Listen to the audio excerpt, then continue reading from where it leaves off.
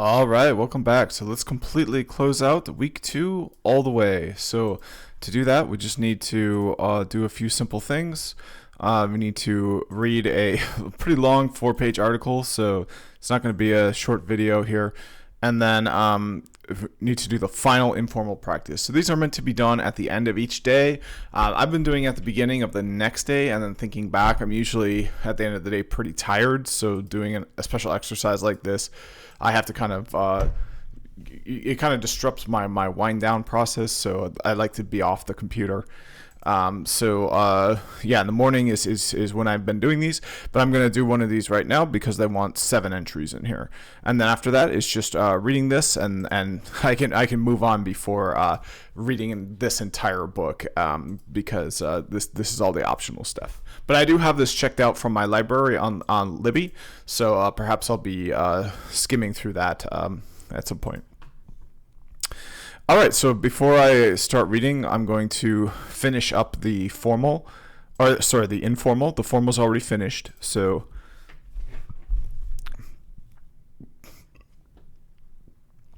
the informal is a pleasant events log. You're meant to think back from the day and write down what you found present. So it looks like doing it on the 7th day and beyond is optional. It said it 1 and 1 for each week, but I'm going to go really above and beyond here. And despite noticing this now, I'm going to still do it anyway. So what was the experience? Just staying home all day, zero stress, meal prepping, playing music, carefree day. Free day. No worries. Yep. Was I aware of the pleasant experiences while the event was happening? Actually, no, I wasn't. Right before I started this, I had to think, and I'm thought, oh yeah, I played a lot of music today, and that really was awesome. So, a flow state. Got into the flow playing music. And then what moods, feelings? Just serenity and peace.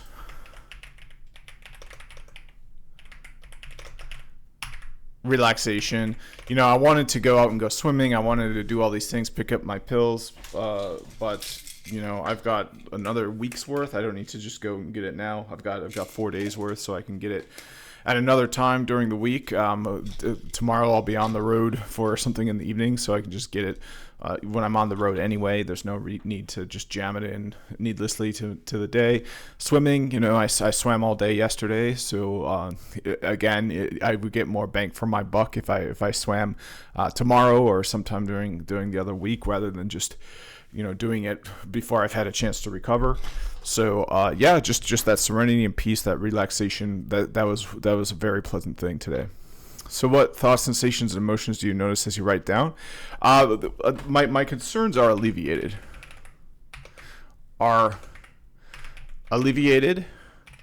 During the meditation. I kept daydreaming about having tons of things I needed to do today,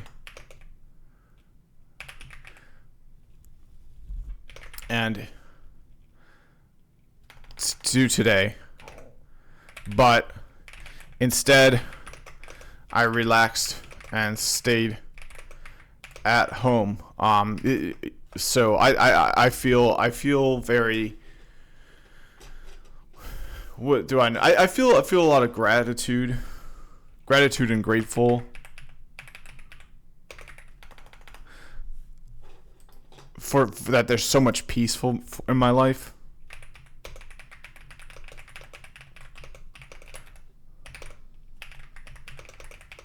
That I don't need to constantly be on the move, going from place to place every day of the week. So it was a nice today was a nice yin to yesterday's yang, where I went on a party boat and spent the day with people. Today I stayed home practicing music. Yeah, so there we go. That's how I feel like it was a nice, felt like a nice balance. All right, so that's as easy as it has to be. In fact, it doesn't even have to be this verbose here. But yeah, so I went above and beyond and did a 7th entry, even though I didn't need to. So with that, all that's left is reading this Psychology Today article way back in 2006. But, the science is the science. We had a discussion with ChatGPT about, this stuff is really old. Was it debunked? What happened, in the 20 years since? And the answer is it's just become even more validated scientifically. And in fact, now there's companies like OpenBCI where you can see it for yourself. They're using like neurofeedback tools. There's actual practical scientific applications of this now that there weren't back then. So not only is it scientifically valid, it's scientifically useful for all sorts of conditions. All right, so this is Mastering Your Own Mind by Catherine Ellison. Distracted, angry, envious, there's growing evidence that attention, emotional regulation, even love, are skills that can be trained through the practice of meditation. Perhaps it's time for you to become a high-performance user of your own brain. Back when my son was 8 years old, he called 911 after I took away his Game Boy. I wish I'd been studying Buddhism back then, because I probably could have handled it a lot better. I suspect I wouldn't have yelled at him while the dispatcher was still listening. And I bet I wouldn't have been quite so racked by dread when the police were questioning us in separate rooms of the house. At least until I overheard the other officer ask, "She took away your what?" More importantly, I know I would have forgiven my son much more quickly, and the whole thing wouldn't have felt so traumatic. I might have even gazed upon him with compassion. Looking back, I realized I was completely underutilizing my own brain. It is small comfort that, like so many otherwise sane mortals, share this failing. Our attention flickers, our patience ebbs, and propelled by fear, malice, craving, and other deeply inscribed passions, we lurch from impulse to action. In contrast, practiced Buddhist meditators deploy their minds with exceptional skill, drawing on 2,500 years of mental technology, techniques for paying careful attention to the workings of their own minds.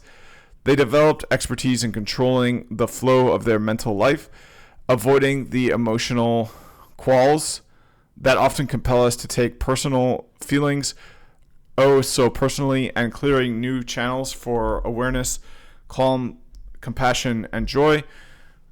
Their example holds the possibility that we can all choose to modulate our moods, regulate our emotions, and increase cognitive capacity, that we can all become high-performance users of our own brains. So this I'm very skeptical of. What I'd like to do is ask ChatGPT how many important, groundbreaking, discoveries in science or whatever else came from these meditators, right? Because I've actually had the question a lot: is what is the value really of a high set point, especially if it comes at the expense of high performance.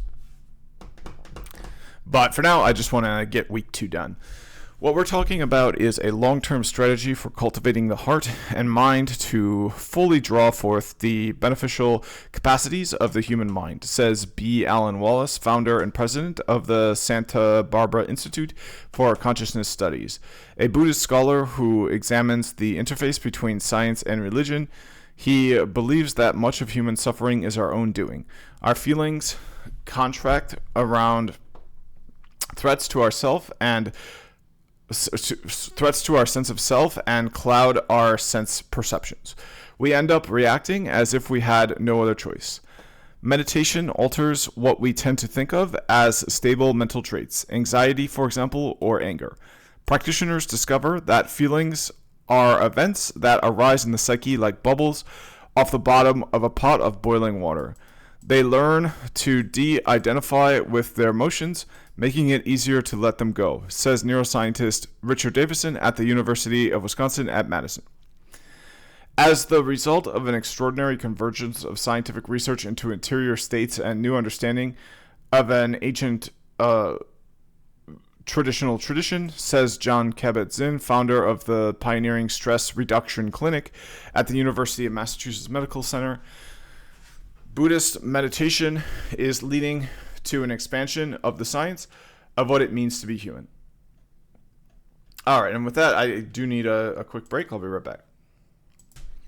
All right, I'm back. So, 10 million Americans can't all be wrong. Some 10 million Americans say they practice some form of meditation. Buddhism is unique among spiritual traditions in its emphasis on psychology. Its core teachings encourage practitioners to shake off suffering and discover happiness.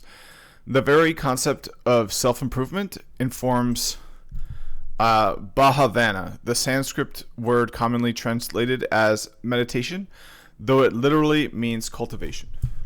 It has exactly the same connotation as when we say we cultivate a garden, says Wallace. The Buddha framed things differently. He taught that our default mode may be to suffer, but only because of ignorance. We can transcend our lot by learning to quiet the mind in meditation, not merely to relax and cope with stress, as the popular notion of Buddhism holds, but to rigorously train oneself to relinquish bad mental habits. Rather than being an end in itself, meditation becomes a tool to investigate your mind and change your worldview. You're not tuning out so much as tuning up your brain, improving your self-monitoring skills. You stop being always projected outside. You start looking in and seeing how your mind works, and you change your mind thought by thought, explains Matthew Richard, a Buddhist monk, scientist and French interpreter for the Dalai Lama. The French intellectuals don't like this. They say, let's be spontaneous. Passions are the beauty of life. They think not making an effort. They think that making an effort is not nice, a silly old discipline, and that's why we're such a mess. But many modern people understand the notion of getting fit with physical training. So the idea of developing mental skills with meditation is gaining ground.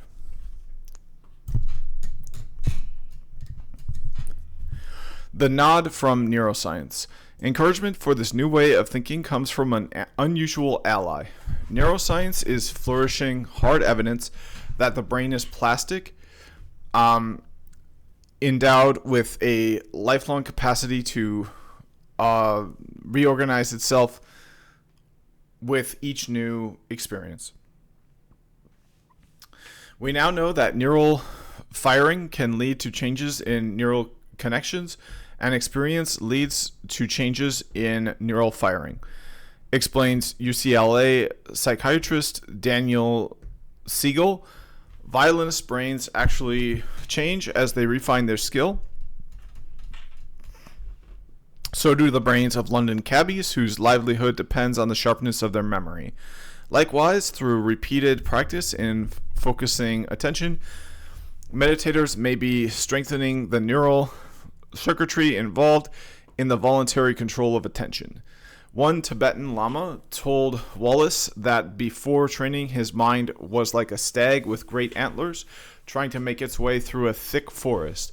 The animal got snagged on branches time after time, but after many years of practice, his mind was more like a monkey in the jungle, swinging freely from vine to vine. And this is kind of what I want, because I feel like studying for my certs, I definitely understand what this is like. My mind just I can't wrap my mind around everything I need to know. Well, if you get all your reading done, if you are really fast about it, and efficient, you do things like spaced repetition, you can't lose, right? That's all that matters in the end, right? Is that you actually make your way through the material. And my doubts, my anxieties, those were preventing me from doing the only thing that mattered in the end. Such adepts are the Lance Armstrongs of meditation, says Davidson, whose pioneering brain scans of monks provide tantalizing evidence that emotions like love and compassion are in fact skills and can be trained to a dramatic degree.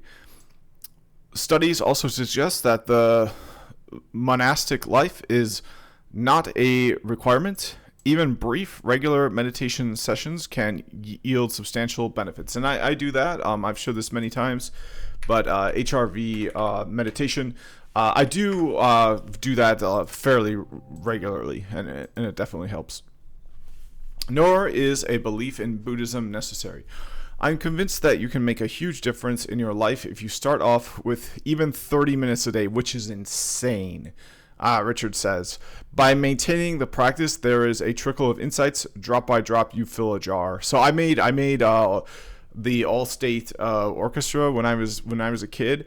So one of the best viola players in the state of Wisconsin, and I only practiced for about 30 minutes a day. Like 30 minutes a day is insane. Like, you can do a lot with 30 minutes a day. So I don't know why they want. So, like, the word even there doesn't really fit. That's a lot of time to devote for something, especially when you have a lot of other things going on. One recent study at Massachusetts General Hospital found that 40 minutes of daily meditation appears to thicken parts of the cerebral cortex involved in attention and sensory processing.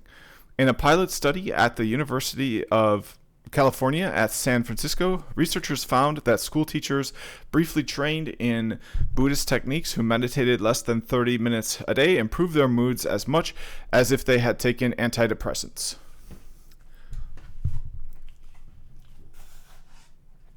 There are many types of meditation, and they can be used to develop a number of mental skills. This attitude focuses on practices that address common emotional struggles. Through basic meditation techniques, it's possible to cultivate a longer attention span, develop emotional stability, understand the feelings of others, and release yourself from the constraints you place on your own happiness. Attention, stabilize the mind. Computers, pagers, video games, telemarketing calls, nonstop email all blast our attention span to smithereens. Modern life does a swell job of distracting us. Perhaps the problem lies not in our cell phones, but in ourselves. After all, we're the ones constantly making choices about what to attend to and what to ignore. The problem is most of us make these choices semi-consciously at best. We don't even attempt to control our attention, perhaps because we don't know how. Buddhists maintain that the capacity can be refined through a consistent practice of meditation. The mind is by nature unstable, inherently distractible, and meditation is a means of stabilizing it. Meditation is about paying attention, says Kabat-Zinn. Cultivating concentration doesn't just stabilize and clarify the mind, it can also improve creativity and productivity while enhancing relationships. Imagine if you had actually paid attention 100% to your spouse, and I don't really relate to that. I guess that would really hit home for somebody who had a divorce. The strategy that starts you on this road is mindfulness, which means both cultivating non-judgmental awareness of a specific object, and seeing deeply into things. A common approach is to focus on an object or on the sensations of your own breathing. Noting every inhale and exhale, and patiently returning your attention to your breathing each time it wanders. You practice focusing on one object, says Clifford Sarin, a neuroscientist at the Center for Mind and Brain at the University of California at Davis. You begin to observe the flux of moment-to-moment perception. With practice, you can detect patterns in those fluctuations. It's like you're flexing a muscle in the brain. University of Wisconsin's Davidson, a professor there, contends that the mental exercise of meditation strengthens and stabilizes neural networks in the medial prefrontal cortex, the brain's executive control center, involved in the regulation of attention. People don't recognize that there is lots of plasticity in the circuitry, he adds, more than previously thought. The effort in the exercise is to balance awareness between dullness and distraction. To do so, you use the self-monitoring process that psychologists call metacognition, awareness of awareness.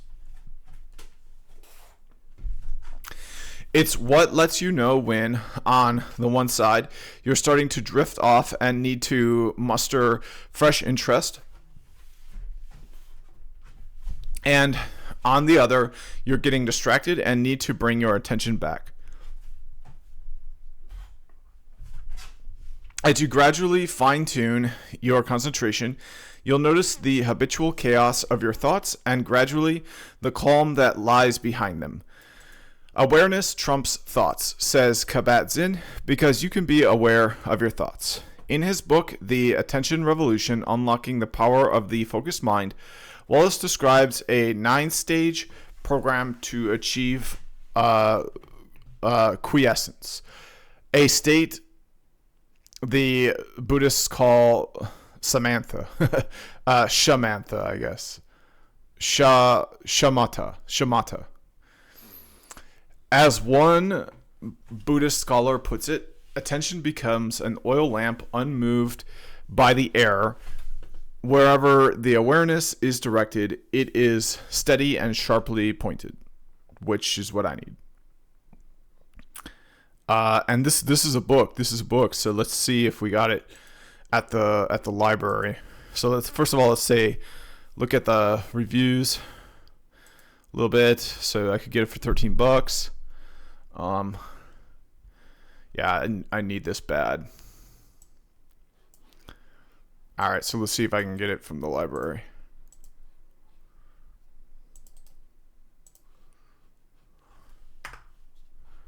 There we go. So let's do a notify me on it. So it's not in the catalog, but if they ever decide to buy it, then I'll get alerted, and then not only that, this votes for them to buy it. So during their next round of review of what they have and what they don't, they'll see that this one has 13 votes now. 13 people want to read it, so they're more likely to get it. So you're voting for them having it, and then once they finally get it, however long down the line, months, years, even next week, you'll get that notification and be like, oh yeah, I've been wanting to read that, and now you'll probably have the time, right? Whereas, by all means, spend the $13, get it now from Amazon, and then never look at it again. So, your choice. So Wallace describes a 9-stage program. Right. Yep. So, even among novices, studies show a brief meditation session can be more effective than a nap in improving performance on tests that require concentration. But its benefits don't stop there. Meditation can radically transform emotion. So this is equanimity, recognizing the spark before the flame. Much of our emotional experience consists of gusts of negative feelings blowing through the brain. The feelings torture us without being intrinsically related to experience. Emotions are not actually facts, explains Davidson. The perturbations often function as our own worst memories, clouding our minds, keeping us from seeing and responding clearly. In other words, they diminish our capacity to live our lives. Negative emotions are so distressing, studies show, that given a choice, many people would rather endure great physical pain, say high voltage physical shocks. And this is where my nail biting comes from. I'm making that choice. I'm biting my nails. I'm picking at myself because these negative emotions are so distressing that I'm choosing physical pain instead. Nevertheless, folks freely gorge on oversized portions of mental anguish, what Stanford neuroscientist Robert Sapolsky calls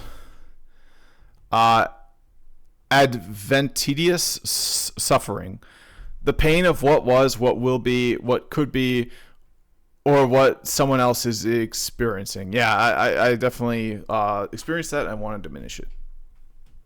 Sapolsky has shown that over time, such extra helpings of mental suffering can damage the parts of the brain involved in learning and memory. Yep. So as well as the immune system. So guess what? I failed all those exams, and I really relate to this sentence. Yep. So good job, ChatGPT. You set me on the right course for sure. Decades before Sapolsky's studies, pioneering cognitive psychologist Albert Ellis put forth the then radical idea that painful emotions spring more from people's beliefs than from reality itself. Thoughts alone could lead to anguish. Today, cognitive behavioral therapists, including an aging Ellis, counsel patients to relieve emotional distress by changing the context of their thoughts, challenging their beliefs, and testing new possibilities. Buddhist meditation addresses the same issue a bit differently. It changes your relationship to your emotions more than the emotions themselves. It allows you to see mood fluctuations moment to moment so that you can navigate around them. You can become more like the sky than the storm, says Kabat-Zinn. You can avoid the mental grasping of judgment or an impulsive need to act.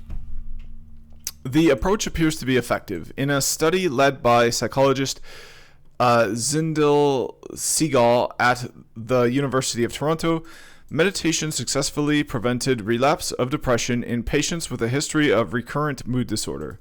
Meditation becomes a kind of dashboard for your emotions, Wallace says. It enables you to check the gauges and objectively decide if you're about to overheat, so you're not caught by surprise when steam begins to rise from the engine.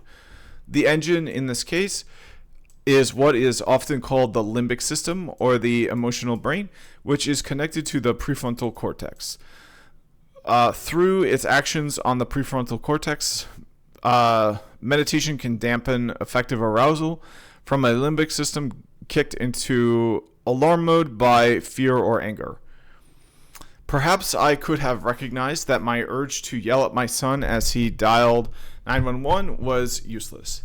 Yeah, and not only that, recognize why your son is dialing 911. He's terrified, right? He wants protection, right? He's not dialing it because you took away the Game Boy, right? He's dialing because he thinks you're so angry that he thinks he's in. He thinks you stole something from him. He thinks his life is at risk. So, I feel like, there's a communication failure there. Yet this kind of clarity is difficult to achieve. For most of us, the lag time between provocation, impulse, and action is shorter than a heartbeat. Just a quarter of a second between the trigger event and the response of the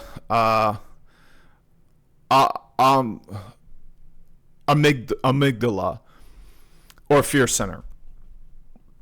In that fraction of a second, our emotions have time to swamp our judgment, and often do. Meditation, however, promises to break this apparent chain reaction by allowing us to recognize the spark before the flame through many hours of quietly observing the customary tyranny of the emotions, you may gradually familiarize yourself with the quiet of your mind, the part that one day might choose not to be tyrannized. Says Richard, you become familiar with the way emotions arise, how they can either overwhelm your mind or vanish without making an impact. All right, so next is compassion, riding like riding a horse. Meditation is a process of cultivating intimacy with one's own states of mind. Mindfulness is a form of intrapersonal attunement, says UCLA's Siegel, which makes it the perfect tool for interpersonal attunement. In other words, compassion. The ability to see your own mind, Siegel notes, allows you to see others' minds. As every parent of a teenager knows, compassion can often be hard work. It takes effort to summon warm feelings for someone who snarls at you while asking for money. Some parents find they have to play tricks on their own minds, such as forcing themselves to remember the teen as a cuddly baby.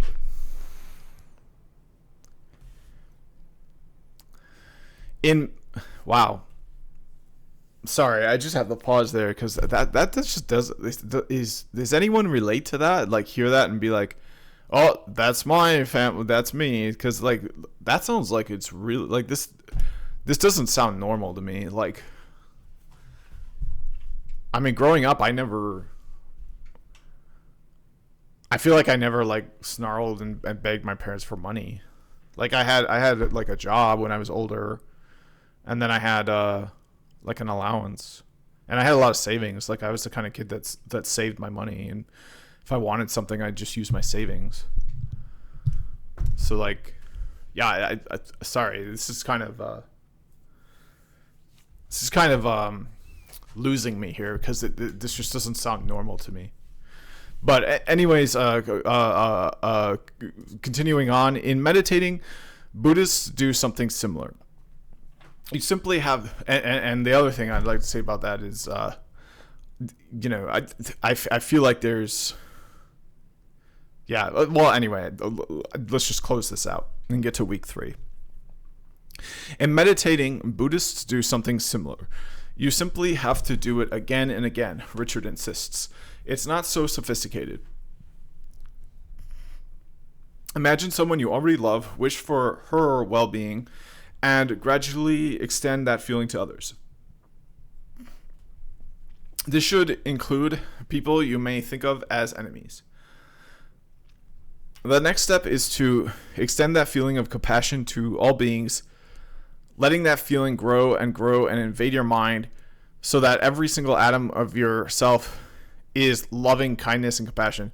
And I just, this is losing me quite a bit.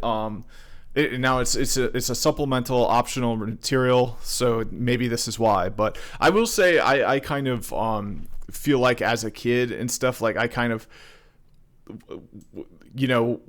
was I'm a Midwesterner, so like we're all like way too nice. Like if you want to just come and like live with me in my single bedroom with your family and 7 kids, I'll think about it. Like I'll seriously think about it. You don't have to pay rent, it's fine. I've had that kind of mentality growing up, like a lot of people in the Midwest do. They're just like way too nice. So like I've had to learn, it's like, no, you have to sometimes, if it doesn't add up and it doesn't make sense for you, you have to learn how to say no, and thinking of your enemies the way you think of someone you love just opens you up for exploitation, and there's a better way, right? So that's I just want to say that as a caveat, because this article is like really losing me, and I feel like it's actually kind of playing to instincts I had that I felt like were not very healthy.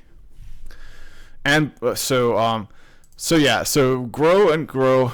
The next step is to extend that feeling of compassion to all beings, and they don't say anything about animals there. They say all beings. I don't know if that means animals too, or plants.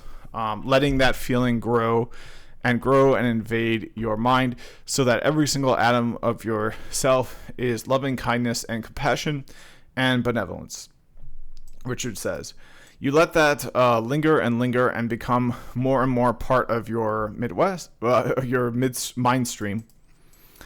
And you do it again and again. Eventually it becomes easier, faster, and stronger the rest of the time too, not just when you're meditating. It's like riding a horse. In the beginning, you have to be very careful not to fall off, but pretty soon you even forget you're on a horse. And again, be careful with that. The other way it could manifest is like, if you're at a job interview and you're like, oh, I just love my work. I love this company. I'll be willing to work for half the pay, right? So you can see how this can go wrong, right? And me as a Midwesterner, I've kind of had to learn that. So take this with a grain of salt. It's just an optional material. A lot of this is talking about the religious side of it, Buddhism, which this is meant to be a non-secular course. And then this idea of loving your enemies the same you would if you like your own mother. It's like, please don't do that. You're just gonna give your enemies more to work with, and you're just gonna give up ground on your enemies and lose the battles. So please love your mother more than you would love your worst enemy. I beg you, please do that. All right. So eventually it becomes easier. Yeah. Okay. So neurobiologically, we seem wired for empathy. Over the past few years, scientists have found that the human brain has a system of mirror neurons, activated both when we perform an action and when we observe similar action by others, including the facial expression of pain or joy. Such activation allows us not only to infer others' feelings, but to actually share those feelings as well. Scientists have only recently begun to map the brain regions related to positive emotions, such as empathy. But when Davidson observed Richard meditating on compassion while hooked up to EEG sensors, he found a striking increase in gamma waves in the left prefrontal cortex, an area correlated with reported feelings of happiness. The findings furnish scientific support for something the Dalai Lama often says: a person meditating on compassion for others becomes the first beneficiary. So that kind of makes sense, right? You can do it as an exercise, right? You can do it to overcome these, oh, I hate that guy, if that's all you're thinking about, then yeah, try to extend love to this person in this abstract meditative sense.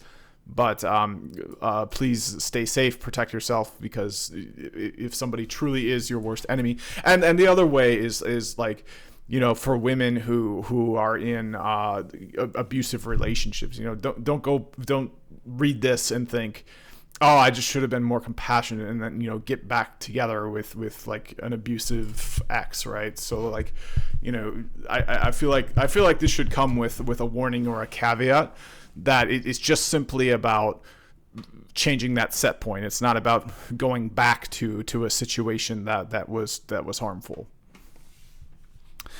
All right, so compassion for others begins at home. One who loves himself will never harm another, the Buddha is quoted as saying. A faithful meditation practice demonstrates compassion for oneself, since it involves conscious dedication of time and effort to improving personal well-being. The insights gained through such practice may make it easier to feel kindness towards others by growing aware of how often you're swayed by emotions. You may be slower to blame others for similar lapses, less inclined to interpret their actions as intentional slights. Compassion can also help people manage their own suffering, since it's a reminder that others are also in pain. After that, our pain does not feel as oppressive, says Richard. We stop asking the bitter question, why me? The link between compassion for others and for oneself may explain why recent studies connect altruism to health and happiness. Happiness, your birthright. From bestsellers on finding joy to a Harvard course on a fulfilling and flourishing life, happiness is a popular American pursuit. Of course, there's happiness and then there's happiness. Most of us hold in high esteem the hedonic variety of happiness, experiences of pleasure, and often amassing material goods and wealth.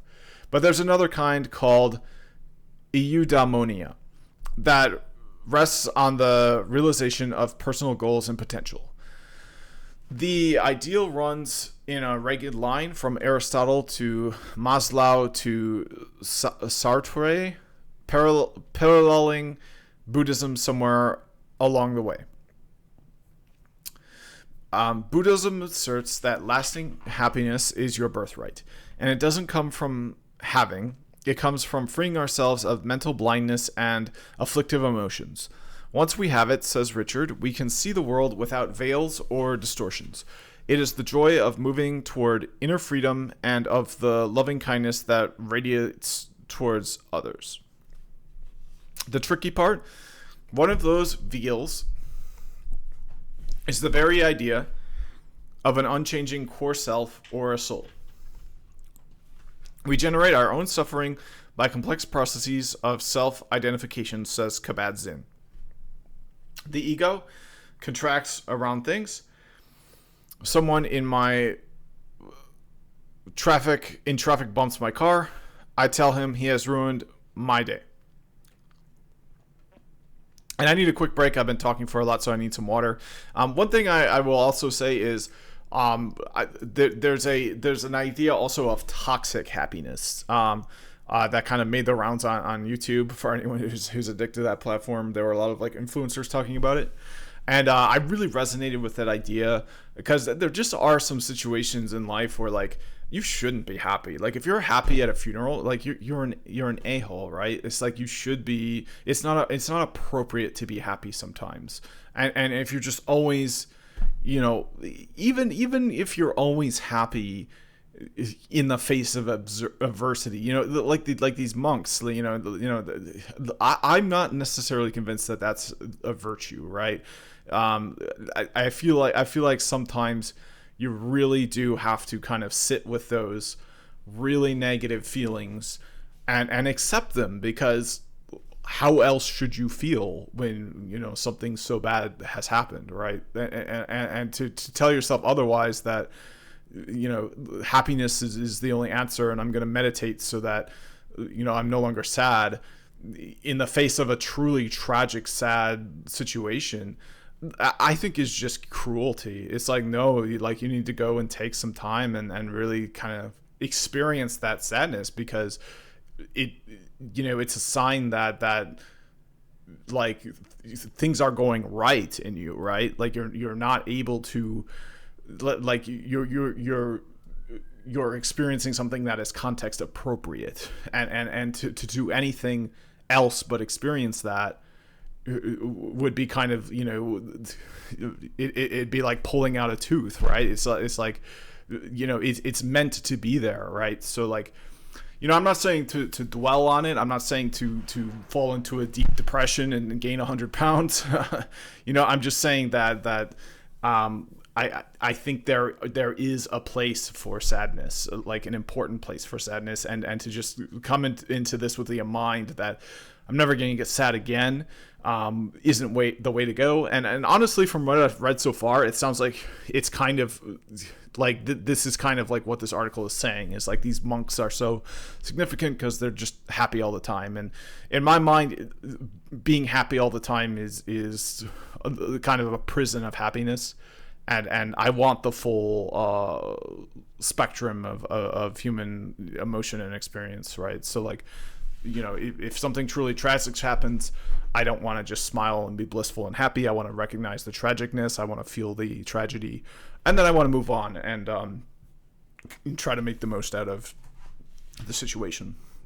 So then at that point, the happiness is important. But that graph that we looked at, where an event can radically change your emotional state, but no matter how much it is, it returns to a set point. So that's what I want. I want that set point to return to a nice, high, happy state. But I don't want there not to be that big spike. So I do want to have the emotional reaction, but I want to return to a set point that gives me like a really high quality of life, even in the face of adversity. And with that, I do need some water, so I'll be right back. All right, feeling good to close this out. So we are fundamentally interdependent with other people and our environment, says Richard in his new book, Happiness. Each moment between birth and death, the body undergoes innumerable transformations, with the mind the theater of countless emotional and conceptual experiences. Experience is simply the content of mental flow. Yet we assign permanence,